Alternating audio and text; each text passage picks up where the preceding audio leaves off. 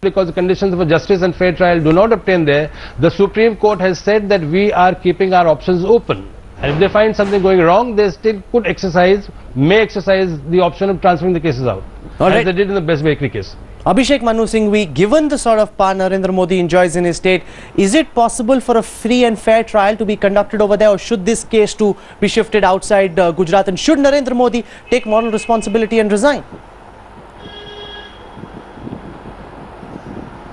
In an ideal system, in a system which responds to morality, in a system which is responsive to public sentiment, all of those three things should happen.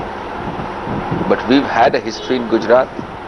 It's based on the divisiveness of Mr. Modi, and none of those three things happened when a large number of the accused trials were shifted out to Maharashtra.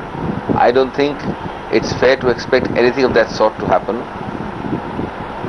Speaking for the Congress and for myself, I think it's absolutely unnecessary to give Mr. Modi the chance to try to become a victim or a martyr by carrying on a campaign on this issue against him.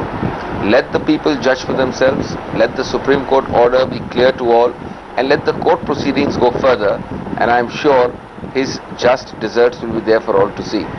All right. Siddharth Nath Singh, whenever this issue has cropped up before the elections, Narendra Modi has been able to turn it around on its head and use it to his advantage. Is that something that we're likely to see over the next few days? So far, he's been very restrained, highly non-communal in on the comments that he's made. Now that you've got the opposition baiting him, will Narendra Modi adopt a far more aggressive posture for the remaining days? Let me correct you, Rahul. Mr. Modi has never been communal. It is the Congress and the other opposition party who have tried to be. But it seems, hearing Mr. Abhishek Manu Singhvi, the better sense has prevailed on them. They tried to do it after 2002. They fell flat. They tried to do in the last election, assembly election, when Mrs. Sonia Gandhi called Maut ka Saudagar, they fell flat. So they have, realized that it is no point, attacking Modi, because Modi stands in Gujarat for development. Modi stands for non-corruption. Modi stands for a GDP growth of Gujarat which is phenomenal. It's outside, average of India. He competes with China. So these are the things which the people of Gujarat are seeing, and not only now there, the people of India are looking at Modi as a model for development. So all right, that's a point that you're making. Abhishek Manu Singhvi, respond to that. In the previous cases, we've seen the Congress come out and really hit hard at Narendra Modi in demanding his resignation, going really the whole hog against him. This time you haven't done that. Is that because you've given up hope? Is that because you believe he's too powerful and nothing can happen against him? Not at all.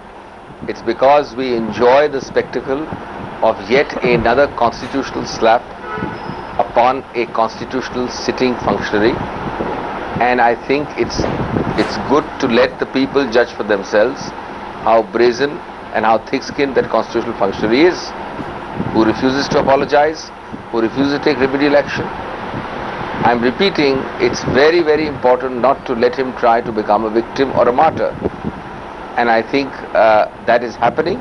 People are realizing that this is an independent, objective, legal, judicial proceeding.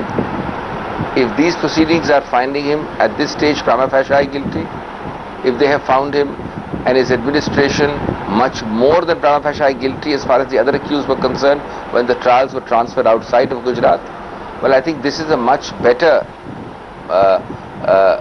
method of testing and of indicting him than going after him in a vicious political campaign. All right, because you're political saying campaigns tend to be discounted. All right, you're saying let the court do its job. Let's see really what comes out of this particular investigation. Narendra Modi, for his part, says this has happened in the past and the people of Gujarat have always voted for him. So if the people's verdict is to be counted, Narendra Modi says he's really been proven non-guilty. That really needs to be looked at, the fact that Supreme Court has to do its own trial, and let's see what comes out of that. For the moment, Siddharth Nath Singh, Abhishek Manu Singhvi and Javed Anand, thank you so much for joining us on Centre Stage tonight. Well, that's all we have time for. Up next is Action Station, and we'll be talking about the complete and utter disarray in the Kolkata Knight Riders team. How John Buchanan has completely messed up this team, and what's going on inside the dressing room. The inside story coming up on the Action Station show.